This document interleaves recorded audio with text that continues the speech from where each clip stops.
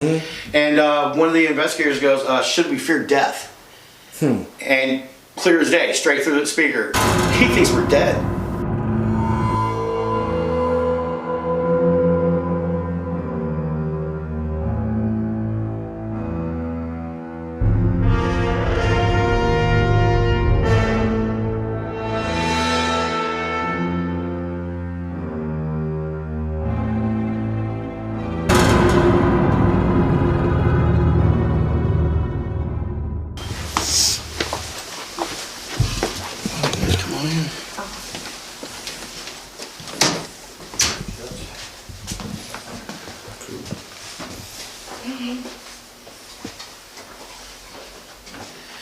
Alright, so the reason we're called the ferry is because in 1642, Adam Thurgood commissioned the ferry service up and down the Lynnhaven River, which is right across the street.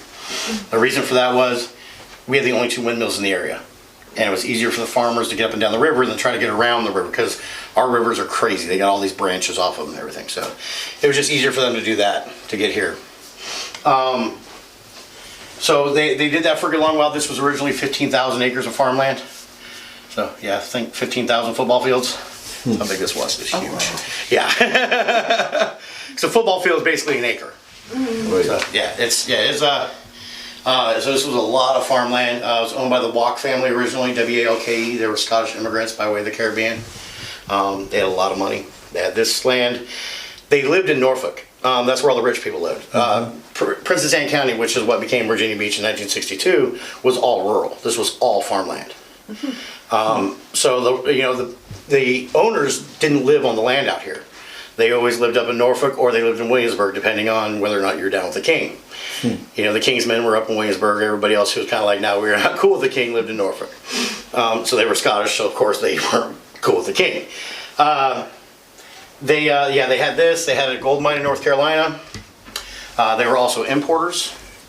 So they realized, at one point, hey, we can pull our tall ships right through the Lynnhaven River right up to here, unload what we don't want to get taxed on, take the rest of the port. So they were playing the game. The problem was they also found that, or somebody else figured out, well, if those ships can get in there, I see if I can get in there too. And that guy was Edward Teach. Blackbeard. Yep. So, but I mean, there was nothing here. It was just to see if he could do it. There was nothing here for him to really pillage or anything like that. But he's the only one that we know of, the only pirate that we know that made it up to Lynnhaven. Other pirates were at the mouth of Lynnhaven. There was actually a big pirate battle at the mouth of Lynnhaven. Some pirates were hung there at the time. I actually have a picture upstairs of all the wrecks along Delmarva area, Virginia, Maryland, North Carolina, that whole area. There is so many shipwrecks out there along this coast. It's insane. A lot of pirate, a lot of battles. You got to think you had a Revolutionary War, the Civil War, pirate battles, things like that. There was a ton of wrecks out there. We do know that in this is obvious 1735. With things happening here, people were coming and going. You had all the dock workers hanging out here. You had the farm going on. You had this was also the post office. You had all the people coming and going. So in 1735, they built the 3rd Princess Anne County Courthouse, and that's where you're standing. Wow. These 2 floors were all that was here. This was the entry door. Looked a little bit like that. This picture right here. Yeah, about like that. It wasn't very big. I mean, like I said, it's just these 2 floors. We are standing on the jail. There was a cave-in, so it's they did some excavation. There's a narrow pathway down there, they tell me. I haven't been down there because it's a narrow pathway, and I am not. But they did find during the excavation, they found the original bars, shackles, and keys from the courthouse, and they also found this. Go ahead. Wow. We are very hands-on here. That is a Revolutionary War bayonet. Wow. Oh wow. Yeah. So I guess it would be like. Yep, that would go on the end of your rifle. So your rifle was 1 shot, and if you didn't have time to reload, now your rifle's a spear. So you go running at the enemy with that. Oh wow. Yeah, that's kind of wild that we have that. Especially in that kind of shape. Yep. As long as it was down there.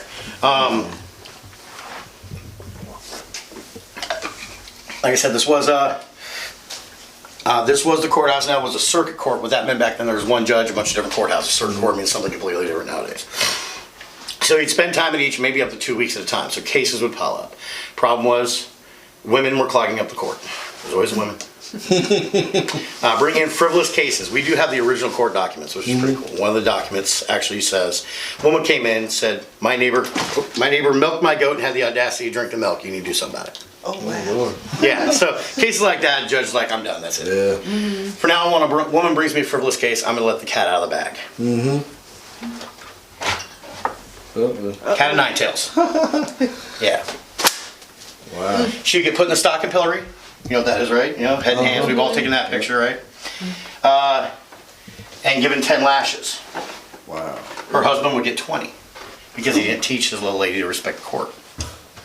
Cool. Yeah. The problem with that is she would get it at home afterwards because we had the rule of thumb, which meant it was legal to beat your wife as long as you did it with a stick no wider than your thumb. Wow.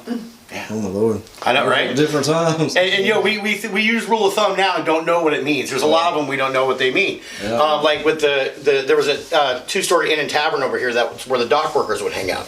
So when the ships would come in from Europe, captains don't want to unload their own ship, right? You know, they've been there for, you know, they just got back from Europe. They want to hit port. So they would go in, maybe he needs 20 guys on a load of ship, so he'd come in with 20 shillings, put them in 20 different beer mugs. You finish your beer, you had a coin at the bottom of your mug, that's how you're randomly picked. Now, the problem with that is a couple of guys would go, well, they don't know I got a coin. This is my day's drinking money. I'm going to sit right here. Now, the captain's losing money because now all the guys are showing up. So they took a cue from outlaws, and they changed the game. They got with the tavern owners. You've heard the term bottoms up, right? Oh, wow. Now you can't hide that coin. Now, the reason this was a cue from the outlaws is outlaws would bring their own mugs. Because an outlaw never sits with his back to the door, right? Yeah. Well, now he can also see while he's drinking. Oh my Lord. wow. That's awesome. Yep. So yeah, that's where, you know, bottoms up comes from. Also, mind your P's and Q's. You've heard that. Yeah. You know what it means. Yep. No, well, I mean, guess mind your manners, I guess. Yeah, that's what Mind I your was pints and quarts. Oh yeah. Don't get drunk. We got to work. Make that your only beer. I always thought it was mind your manners. It kind of, but you know, it's all, yeah, don't get drunk basically, you know, don't be an idiot. You know, you don't need to be out there unloading stuff, dropping stuff because you're drunk. Yeah. This isn't the original fireplace. The back bricks are original 1735. This was gone when this was lived in. The house was lived in until 1987. Mrs. Howard lived here at that time. This was actually her kitchen. So her range and everything sat here, which brings us to our first actual first-hand paranormal experience. She had her little breakfast nook over there in the corner. Little table and chair would sit there. She had a caretaker that lived with her year-round. And twice a year, her doctor would give the caretaker 2 weeks off. So he would come in late spring, early summer, and then he'd come in the winter and, you know, let the caretaker go on vacation.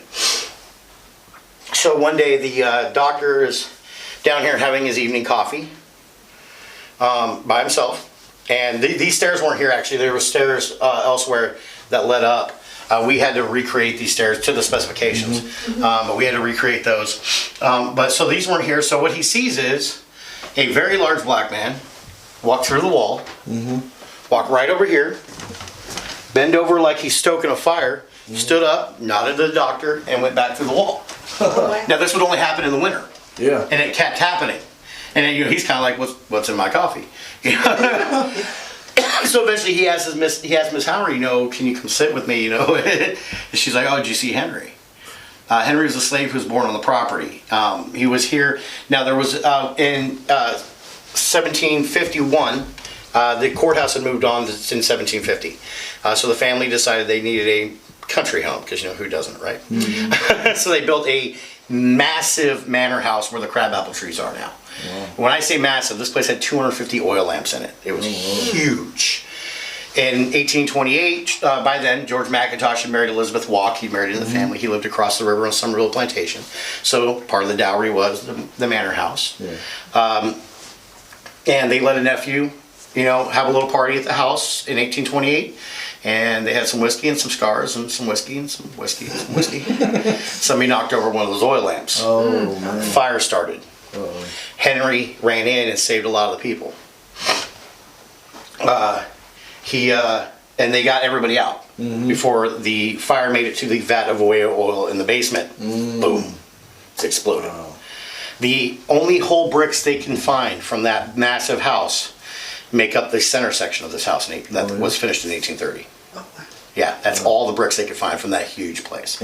I'll show you how big it was in a little while. Okay. So after the war, because when they added on in 1830, they added a third floor above us because it was open A-frame when it was a courthouse. So they added a third floor and stairs going up there, and that was the indoor slave quarters. So when those women left after the Civil War because they gained their independence, that became Henry's room. The family, he was in his 70s by then. You know, he had nowhere else to go. The family had love for him because he did save their family members. Yeah. So they made that his room. He was able to come and go. He loved to go fishing. He'd go right out here to the river and go fishing. Yeah, so he lived up there until he passed away in his 80s, which is pretty amazing back then, you know, to live that long. You're right. So we still hear the footsteps. I do see Henry. Henry's the protector of the house. Wow. He really very much is. A great guy. I love sitting and talking to him. It's funny because when somebody's here with malicious intent and I'm giving a tour, Henry will pop up behind him. Wow. So I'll just be kind of talking, I'll turn and bam, there he is. So he just kind of Standing there. do something, you know? That's basically the look he has on his face, like, you know, you need to watch this person, you know. So, but yeah, no, he's really cool. We have our regulars that will bring him apples because he loves apples, so they'll leave apples upstairs for him. Cool. Yeah, it's pretty awesome. And when I say big, we're talking Bubba Smith from Police Academy. Yeah, yeah, he's that big. He's a huge guy. But yeah, so we'll go on up. We'll go up to the second floor first. The loom room is what it's called for obvious reasons, because we do have 2 looms up here.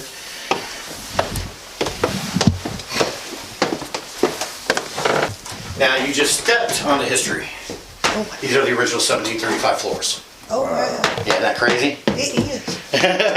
And these are the floors I trust more than any in the house. They made stuff to last back then, you know, they really did. So this was, like I said, this was open A-frame. So the judge and jury was set up here when this was a courthouse. And then, like I said, in 1830, they added these stairs in that 3rd floor. We do get a lot up here, of course, with Henry being up there. And I mean, like I said, we hear the footsteps, we'll hear a little door chime, you know, side door open, and the door will be locked. Oh, wow. Like, you know, Henry went fishing. When I came here to investigate the house originally. That's how I became part of the house. I fell in love with the place. Yeah, I was like, how can I help out? Because we're all volunteers. Every single one of us, from the president on down, all volunteer and donation run. And you know that I believe, and I know a lot of us believe that having volunteers give tours and run the house is better than having paid historians, because we're here because we love it. Right. You know, we're going to give you us, you know, when we give the tour. So, but yeah, we do have a lot of stuff happen up here. You know, a lot of noises. Like I said, you'll hear Henry. You know, he's got heavy footsteps, so you know you'll hear him got a little bit of a limp too. So yeah, we'll hear that. Everything in the house has been donated. Luckily, we have had stuff that was passed down through the families. Then they brought it back to us, which is really awesome that they've been able to do that. And you know, we find nowadays, you know, the kids nowadays, the younger kids, don't want to keep antiques anymore. You know, they're not interested in that kind of stuff. So a lot of people come and bring us stuff. They're like, I don't want my kids to sell this. You know, I'd rather go to someplace that's going to use it. One of those is the 1700 cobbler's table. That's how they made shoes. Wow. That was a yeah. And the fact that the cobbler at Colonial Williamsburg flipped out when I showed her a picture of this, because they couldn't find this style of table. They had to build their own. And the fact that it still has the tools was pretty crazy.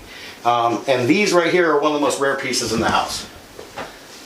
These are one of the most rare pieces you're going to find anywhere. These are slave tags. Oh, wow. Slaves actually had to wear these when they went into town to show that they had permission to be there. Yeah. If you didn't have those on, you were considered a runaway. Yeah. They are marked with, you know, who the owner is, sometimes which servant it is or which slave it is. Usually not with a name, usually with a number, or what permissions they had, like if they were allowed to buy things, stuff like that. This one's pretty wild. You guys will probably find that interesting. Servant for City of Charleston. Oh, wow. Because we hear about all the plantation owners owning the slaves. Don't hear much about the government owning them. Yeah. And the reason for that is whoever wins writes the history. Oh, yeah. So you can imagine, think about this, go to Germany and take a World War II class. Promise you it's going to be completely different than what you know of World War II here. Exactly. Yeah. So it's all in who's running things. Yeah. There were, we do know there were natives on the property. We do know the Chesapeakeans were here. No, that's just me walking it. Yeah. I kept hearing something. Yeah. It's still a little creak. We see get a little creaks. It's funny because the stairs are what creaks, not this floor. Oh, wow. Yeah, you hear the stairs creak, but not this floor. Yeah. This is the old part.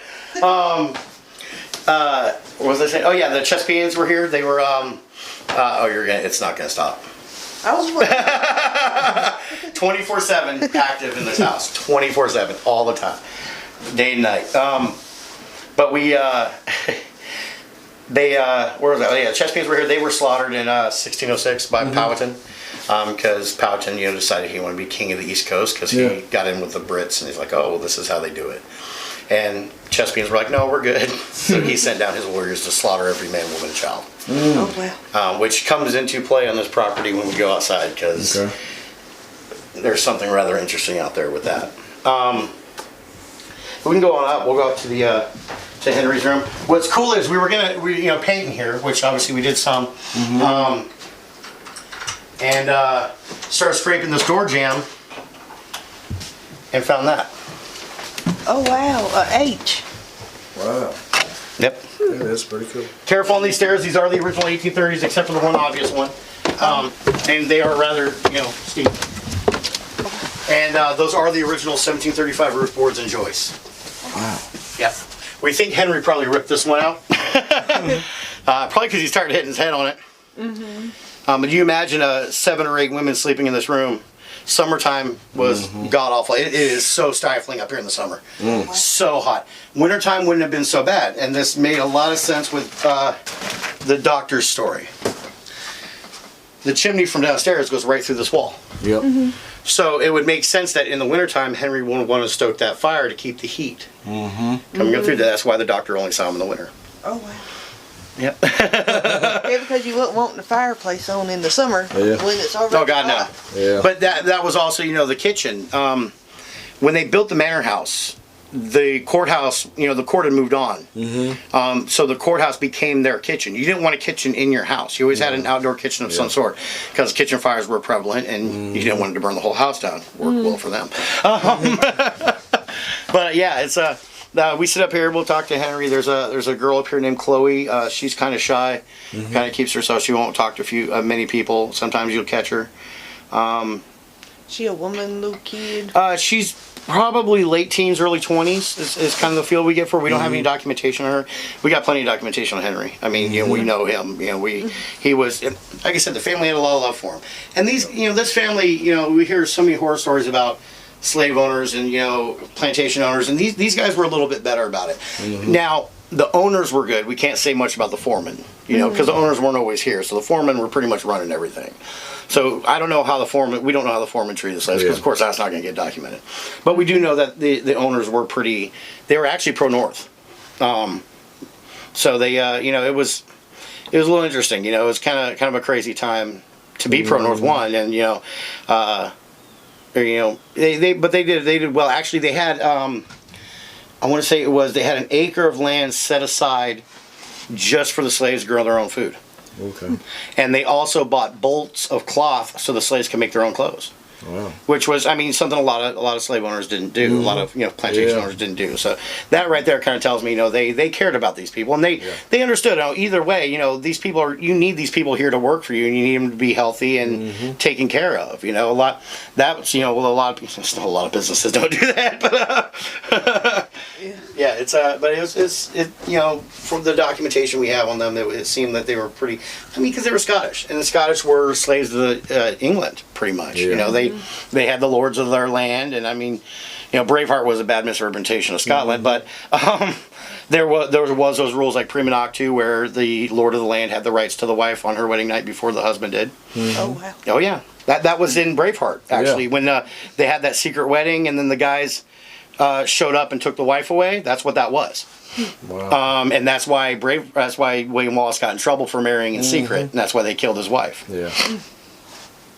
But yeah, we'll have this. We're gonna have this all cleaned up here shortly. It's like I said, volunteer work. You know, you can't always make it in here to get stuff done. And setting up for special events. Easter's one of our big events. This isn't even all of our eggs. Those movies that they really can't. They've tried to reboot it, and it's just never been the same. No, I like how it turns from black and white to color. Well, that's because in 1939 there was no color live action yet. That was the first color live action movie. The first color movie was actually Snow White. That came out just before it, the same year. But it was the first color live action. Which they didn't tell anybody about that in the original theaters. So the people are coming in and they're seeing the black and white, which is what they expect. But then it turned to color.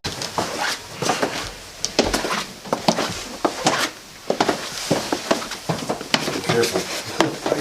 Yeah, they were smaller than us back then. It's like I was considered tall. Okay. But yeah, so in 1735, when you built a courthouse, you needed three things. You had to have three things for the courthouse. One was, or the first two were the two things you're promised in jail: bread and water. So we had a well out front for water, and then you bake your bread right there. Oh wow. So you had a little brick oven, so the heat from the fireplace would heat up the bricks. You put your dough in there, and it would bake your bread. The third thing you needed was a mature hanging tree, which in 1735 they had a sycamore. For a sycamore to be mature, it needs to be at least 35 years old. So we know it's planted at least 1700, and that's where we'll end it because it's still there and still very much alive, and it shouldn't be. According to an arborist that was on tour with me, he said this tree should be dead. Oh my gracious. It's crazy. It is a crazy, crazy tree.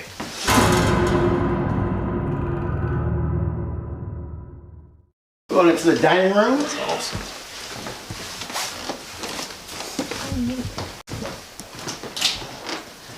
Now, this was not a formal setting. This was an everyday setting. Yeah. It's crazy, right? Yes, it is. Now, I told you about Manor House. Giant house went boom, right? That's the Manor House. Oh, this one's dying. Yep. Right there's the Manor House. To show you how big that was. That's the courthouse. Oh wow. Teeny thing. Yep. Yeah, so that's the place that exploded. Oh wow. Yeah. Over here is Old Donation Church, which is still there. Actually, that's not the original, or that's the original one.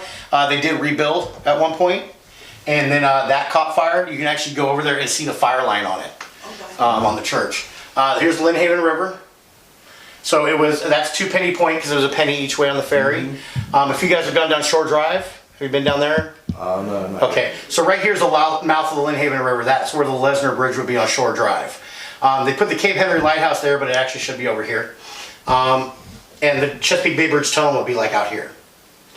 Now, crazy thing about this painting, it was done in 1755 by the architect of the house, Colonel Thomas Williamson. We don't have mountains in southeastern Virginia. I think our highest peak is the Jordan Bridge. We also didn't have hot air balloons until 1850. So how are you going to paint that perspective?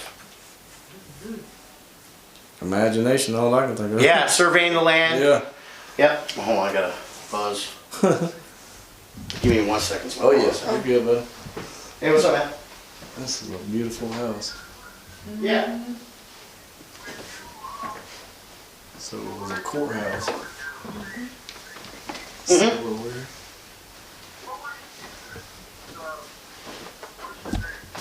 My computer. Get in K2 hits. Yeah. Yeah, I got a lot over here. Yeah. Yeah. So yeah, basically you have to survey the land and just walk the land and try to figure out what how where it all is. And actually, so we wanted to see how good a job he did. So 2014, we took this picture. If you look, that's us right here. So the Manor House sat right here. Right there's 2 Penny Point, which is there.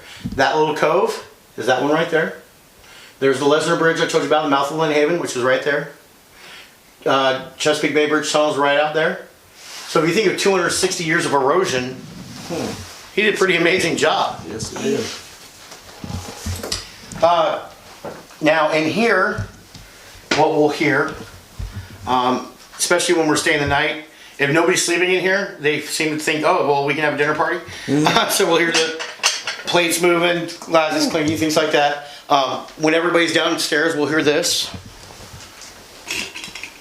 which happens when there's people in the gift shop above us. Yeah. When they walk around, they'll make that shake. So we'll hear that quite often. Now, when this is one of the cool stories. This section of the house was actually built. Now I told you George and Elizabeth McIntosh had the manor house. So when they decided to add on to the courthouse, they did it for their son Charles.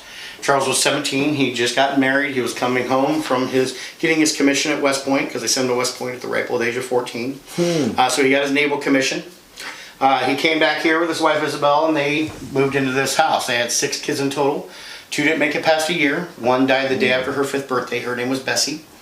Bessie's my favorite. She's still here. They said she died of consumption. We did our research and found there was an outbreak of yellow fever at the time, so we figured that's what took her, because consumption was a rather broad term. Yeah. She likes to, when they're not being talked about, they still want to be part of everything, so they feel left out. So when we're just giving regular history tours during the day, we don't bring up paranormal unless the guests do. Yeah. Just because, some people don't want to know, some people don't know, some people, they're against it, whatever. So during tours, she'll grab these 2 fingers. She'll start swinging my arm like a kid does, So I'm just standing here talking to people, swinging my arm. And they're looking at me like I'm crazy. But yeah, she still says she's 4 because she didn't get a birthday party. Yeah. She's a sweetheart, though. She runs up and gives me a hug every time I'm walking up the path. So Charles, now, he was working his naval commission here. We had Norfolk Naval Shipyard, which has been here since 1767. It's pre-Revolutionary War. It's been here for a long time. So, there was a lot, obviously a lot of military, a lot of Navy here. So he was working out his commission here. And then the Civil War hit. Now, also, when he was at West Point, he met his best friend, David Farragut. As in Damn the Torpedoes, Full Speed Ahead, David Farragut. Yes. Wow. So, when the Civil War hit, now you're in the South, but what a lot of people didn't realize is during the Civil War there was a draft. So, guess what? You're in the South, you're a Confederate officer now, son. You really had no choice in the matter. Yeah. They put him on, that's actually Charles right there. They put him on an Ironside called the CSS Louisiana, which was not finished, but they felt it was worthy enough for battle. And he was there to defend Fort New Orleans. So the Battle of New Orleans. Where coming in to fight the Battle of New Orleans on the Union side was Admiral David Farragut. So they were fighting each other and knew it. Brother against brother, Civil War, Or if you go to Charleston, South Carolina, the War of Northern Aggression. Damn Yankees. Admiral Farragut commanded a ship to fire upon the Louisiana. Commander McIntosh wasn't in an exposed spot, him and 2 other people. He lost an arm and leg in that battle and succumbed to his injuries a few days later. So now the family for years thought he was buried at Cedar Grove Cemetery in Norfolk. That's where there's a marker there for him. Isabel's there, the kids are there. Wow. Makes sense, right? Yep. Well, in the late 60s, the family gets a phone call. 1960s, family gets a phone call. We found your ancestor here in New Orleans. He's missing the same arm and leg. There's a marker here for him. Would you like to move him? Well, why would we want to move him? Yeah. Oh, this is where we're building the Superdome. Oh, Lord. They said, no, he'll be okay. So Commander Charles Fleming McIntosh is buried underneath the Louisiana Superdome. Oh, my gracious. Oh, you say that. See, I get that reaction all the time. Yeah. You know how many people are buried underneath Soldier Field in Chicago? When they were pouring the concrete for that, Capone was in power. Yeah. Oh, okay. Hey, look, they poured concrete for us overnight. Somebody tell Jim. Jim. Anybody seen Jim? Didn't Jim owe somebody money? Yep. That's interesting. Yeah, it's kind of crazy. Yep. But yeah, so I mean that's basically in here with the rattling of the dishes. You'll hear that rattling. That thing is deadly. Those things are sharp. They are really sharp. Nobody wants to dust it. Then we'll step into the air conditioning. This is the air conditioning. We have doors across from each other. That's why all the doors and the windows are across from each other, because you got that breeze coming off the river. So you let the breeze flow through the house. That's how that all worked. When I stop in here, I always have to talk about this lady, Belinda Nash. Without her, we wouldn't be here right now. In 1986, she was the historian at Old Nation Church. So she's she was a historian there for a good long time before that. But she's documenting all these, or she's putting together all these documents that they have. They had everything in that area. And she starts reading about this house. She goes, oh my God, this place has such amazing history to it. I gotta check this place out. She didn't even know this house was here, which is crazy because you passed her house on Pembroke Avenue on the way in. Oh, wow. She lived that close. Oh Lord. So she, Didn't even know. yeah, didn't even know it was here. So she gets here and realizes now they've built all these $1 million homes around the house, and they're getting ready to tear this down. Because hey, the neighborhood needs a rec center, right? Yeah. So she actually goes back to the paperwork, finds that Miss Howard left the house to the city with the promise that they leave the house in 4 acres. Well, obviously the 4 acres are already gone. But she fights the city on that. She goes, look, you guys don't want anything to do with it. It was left abandoned for 10 years, or 9 years. She says, you guys don't want anything to do with this house. So let me and my friends take over. You've let it sit here and rot. We'll refurbish the house. We'll what's the word I'm looking for? Rebuild, basically, renovate. We'll renovate the house, and we'll educate. We'll turn it into a museum. We'll teach people. You know, we're going to teach our history, our Virginia Beach history on the Lynnhaven River. We want people to learn. Yeah. And that's what they did. They actually took 10 truckloads, before they could renovate, they took 10 truckloads of waste, animal carcasses, and trash out of here. Oh, Good. wow. Nice. Yes. And then they were actually ready and opened in '97 for tours. So it took them about a year to get it all done. And it was her and her husband and all her friends, hard work and money that did it. Yeah. And that's why we still run it the same way to this day. Still volunteer, still donation run. She put so much of her personal money into this place that it was ridiculous. You can't even fathom the amount of money she put into this herself. But she was an amazing woman. She passed away in February 2016, so it's been just over 3 years now. But she was a stubborn Canadian woman, which means she was stubborn, but she did it in the nicest way possible. So she would tell you what you were going to do, but you didn't realize it because she was so sweet about it. But yeah, she was awesome woman. You guys want to step into the library? Now, of course, like I said, this is a library, and this is one of my favorite stories as well. We're going to fast forward to 1890, way into the future. This gentleman right here, Mr. Charles Mitchell Barnett Sr., moved to the property with his wife Stella and their 3 kids. Charles was an importer. He also was a oyster harvester, which meant that Lynnhaven was the perfect place for him. Lynnhaven oysters were rather famous. They were sent off to the Waldorf Astoria, New York. They were sent to Kings and Queens. Napoleon would have them shipped in because he loved the Lynnhaven oyster. This was considered small. Oysters were measured in shoe size back then. That's about a size 5. Some of them got the dinner plate size. That's a lot of sriracha. Yes, it is. Oh, Lord. Yeah, you eat that like a steak. You aren't selling those oysters. The reason is that we harvest them too quickly now. We don't give them time to grow. But yeah, that's them having an oyster roast. Now you see in every picture there's always at least one woman looking at the camera. And that woman was Stella. Because she was the life of the party. Unfortunately. Stella was a party girl. She was a turn of the century Kardashian. Huh. She didn't want to, be the wife and mother. She wanted to go off to Europe and, go off and party and spend her husband's money, and oh, yeah. So she did that. She did those things, and, of course it's frowned upon, but she came back from one of her trips from Europe and wanted her favorite starter to the meal because they always started with like a clear soup, so she wanted her mushroom soup. It's one of her favorite things. So she went out, picked a bunch of mushrooms, and gave them to the cook. And, the story we told for years was she accidentally got a toadstool in there. So the difference between food poisoning and mushroom poisoning is with food poisoning, in a half hour, one way or another you got food poisoning. Oh, yes. With mushroom poisoning, without a warning, in 3 days you're in a coma or dead. Wow. You asphyxiate, your organs shut down, that's it. So that's what we thought for years. That's she accidentally got a mushroom in there, or a toadstool in there. Then one of the family members was here, one of the actual Barnetts was here. She goes, that's not how the family tells it. She goes, everyone sat down to that meal. Everyone tried the soup and pushed it away and said, oh, this is awful. Stella said, oh, it's fine, and finished hers. Because everyone else knew that her mother poisoned the soup. Oh, wow. God.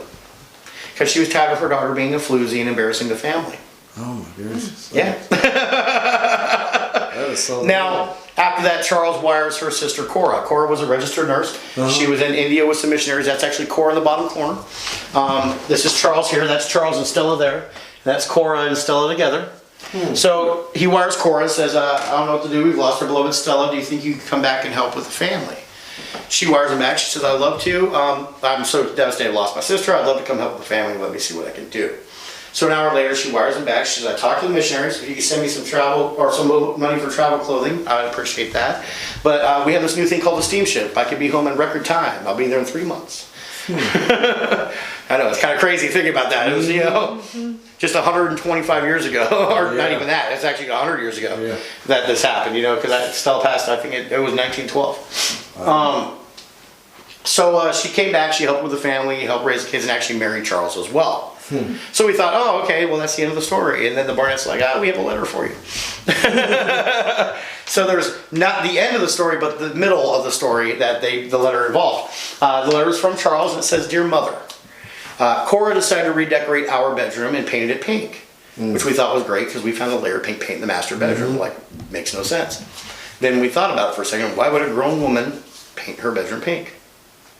That's when we looked at the date on the letter. Stella was still alive, and Cora was 16. Oh, wow. So while Stella's off partying and doing her thing, little sister was filling in. Oh, wow. Yeah, pretty well. Stella and Cora are still here. Stella, they both think they're funny. Especially Stella. Stella, I think, is proof you can get drunk in the afterlife. We stay the night here quite often. We started staying the night here so much that we actually bought air mattresses because these floors are hard. But one night, because I have a nice 18-inch, you know, friggin' ribbed air mattress, the thing's awesome. Well, one of our friend's daughters was staying the night, so my wife's like, okay, we're going to sleep on the good one. I'm like, oh, great. So I brought the smaller one in here, and I'm laying on that.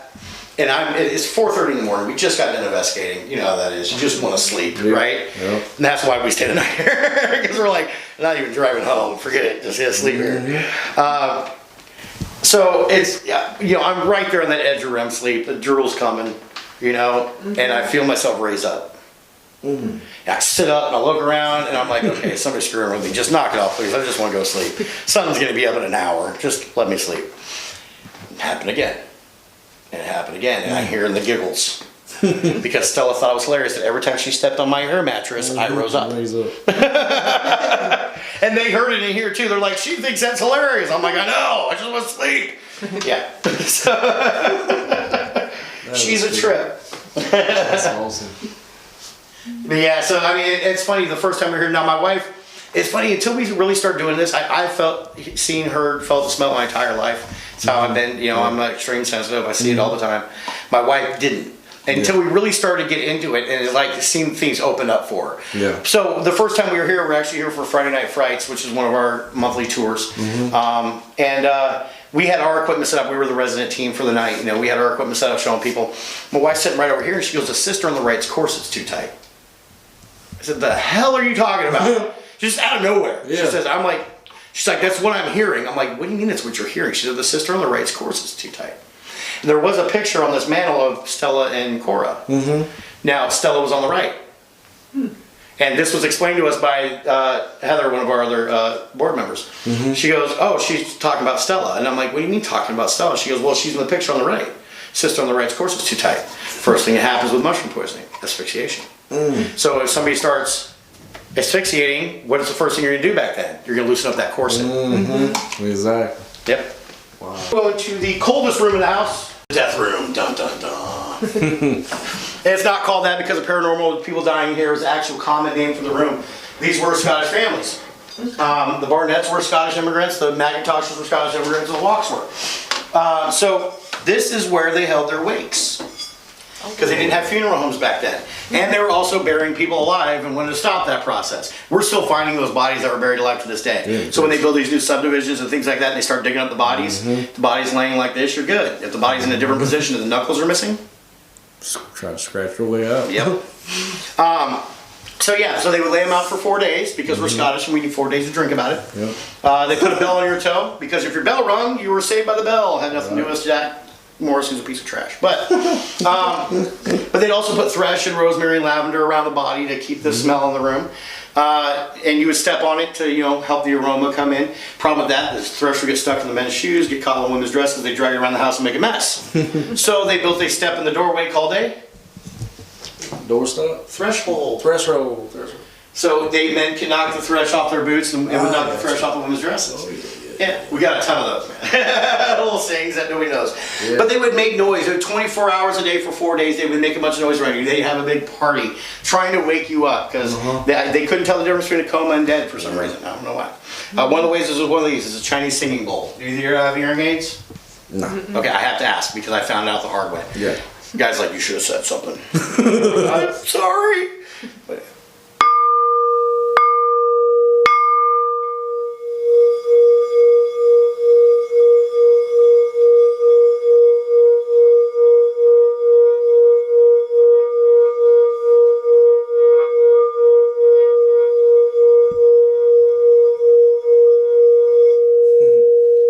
I can actually get it going louder. It's not want to cooperate, but it gets you right here. That's where your nerve endings are. That's why when you take a bite of something tangy, you go like that. Yeah, that's where your nerve endings are. So that would make you kick, in my opinion. You know, that doesn't wake you up, I think you're dead. But if that didn't work after 4 days, they take you to the courthouse or the church house, put you under the church bell and ring it. And if that didn't work, then they went ahead and buried you. Oh. Yeah. I didn't realize that they had done so much to, you know, to wake the dead, but Oh yeah, yeah. I knew that they had run maybe a you know, like a bell or whatever. There was all kinds of stuff they would do, yeah. Now I told you guys about Bessie. Yeah. That's the only picture of Bessie. Remember, she died the day after her 5th birthday. She looked like a little dog baby. That's the day that picture was taken. That's her death picture. Those were quite common. Yeah. So I mean, there's so many of those pictures out, you know, now that people have found and, you know, collected and things like that. But yeah, that's her death picture there. That's the only picture of Bessie. Which is crazy. Now, I thought, you know, when we first came here, I felt a real strong connection to the house, and I thought it was because of my Scottish background and my native background. But my wife does our research for the team and found out that that's Isabel right there, Charles's wife, Bessie's mom. Come to find out, she's a Donaldson, just like my wife. Wow. Yeah. That's cool. It's pretty crazy. It's pretty nuts. Yeah. Now, this room is the most active in the house. This is the room you find yourself just sitting in for hours without taking a break. Just because you're like, it's constantly stuff happening. It's we had another team here one night. We have a portal. You know, the Steve Huff portal? Yes. We had one of our good buddies built his own and better. So we had it, the team found out about it. They're like, can you set it up? I was like, sure. So we set it up, plug it in, hook this SB7 to it, and immediately sounds like there's a party going on in the room. Wow. Like they're just having a big old party here. And we're like, what's going on? You know, we're in classes, we're hearing people talking. Yeah. I keep seeing it, Yep. and then it stops, and then I see They just move around. They just, yeah. it's like I catch it out the corner of my eyes, like. Yep. What? So we immediately, so we start talking, or they start talking. They're talking to it, and I'm sitting over here in the corner, just kind of like, you know, this is pretty interesting. They're talking back and forth, and one of the investigators goes, "Should we fear death?" And clear as day, straight through the speaker, he thinks we're dead. Oh wow. Oh my gracious. I went, all right, I need a cigarette. So I go outside, I come back in, I walk into the library, and I hear come out of the speaker, is Cody still here? And I'm like, did I just say my name? And they're like, dude, that's the 3rd time since you walked out. Oh I was Lord. like, awesome, they love me. It's funny too, because I make the joke about, you know, the spirits loving me and stuff like that. Yeah, we get along. But I make the joke about Charles being buried underneath the Superdome because I'm a Rams fan, and I tell his story all the time. And I think he was the reason the refs didn't see that no call during the NFC Championship to help my Rams go to the Super Bowl. It's like Charles was blocking them. Like I said, we've had so much happening here. The pianoforte is really important here. This was in a bar or tavern in Charlottesville, which was frequented by Thomas Jefferson, and he would play this piano quite often when he was in the tavern. We also know that he brought his good friend Lafayette with him, Marquis Lafayette with him, to play it as well. Or they would actually, the tavern owner had a letter saying, or wrote a letter or saying, or a journal entry saying Thomas and his friend Marquis Lafayette came in and they had a little too many, and it wasn't their best playing piano they've done. So we actually tracked it down to a barn in Smithfield, Virginia. Oh wow. Wow. Which is why it will never be in tune. It's just too warped, but the fact that it's in this good a condition is crazy. So one night we're having what we call a family night here, which is like our, you know, our group of people, you know, our friends and, you know, stuff that hang out and do like just having a fun investigation, just nothing serious, just kind of chilling out. We had a bunch of chairs around in here. And Charlie and Heather were in here, 2 of our people, and I get a text like, Cody, you need to come into the parlor right now. And I'm like, okay. So I walk in and there's a dude standing right here. Good. Right, because this was moved. But he's standing right in the middle of the room, and I went, no. No. And they're like, who do you think it is? And they're giggling. Charlie's a brick. He doesn't see anything. He feels stuff, but he'll never see anything. They're both seeing this dude. Mm-hmm. And it was Lafayette. Oh, wow. Goodness. And he's making Napoleon jokes. And what's funny is everybody ended up coming in this room. He's making jokes, and everyone is laughing at the same time. Oh, God. That never happens in an investigation. Usually 1 or 2 people catch something. Yeah. And then Thomas came in. Huh. Oh, my God. And then George came in. At George. George Washington. Yes. Oh, my God. Now, what's crazy is we had a couple people who were kind of new to the group that night, and they were sitting right here, and they're both in the Army. And George approached both of them. Wow. Come to find out, we didn't know this. One of them is a direct descendant of Betsy Ross. Oh, wow. Oh, yeah. And the other one was a direct descendant of one of the men that Washington pardoned for being a spy during the Revolutionary War. Huh. Wow. It was crazy. It was like Yes. nuts. We're sitting here flipping out through this whole Right. thing. Like, I still feel crazy saying it. Yeah. Because you're like, this kind of thing doesn't happen, man. Yeah. It really doesn't. And it was just insane. So we'll go upstairs to the other wing of the house. This is actually the front of the house. You walked up to the back of the house. Oh, yeah. The riverside was the back because the road would have led this way.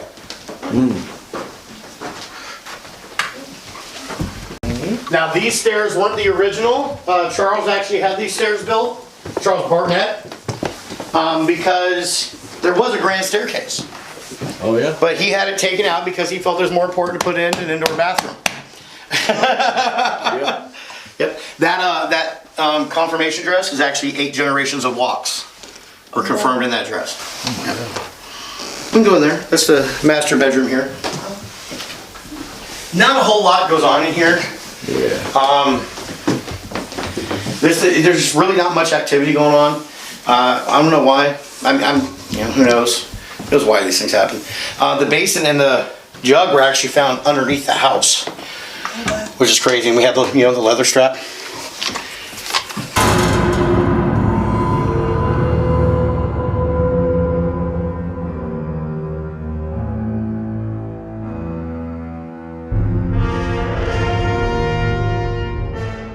You know what that is, right?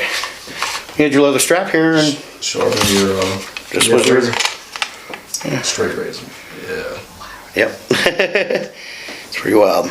His Damascus too. That's sweet. So this was handmade right there. Yeah. Which I mean everything was back then. But yeah, it's crazy that we have all this. It's pretty wild. Like I said, not a whole lot happens in here. Just cool stuff. We can go in here and actually I'll tell you a cool story in here. Oh, sorry. But you guys can have a seat. I'll tell you one of the coolest stories that are attached somewhat to the house. Back from the dead.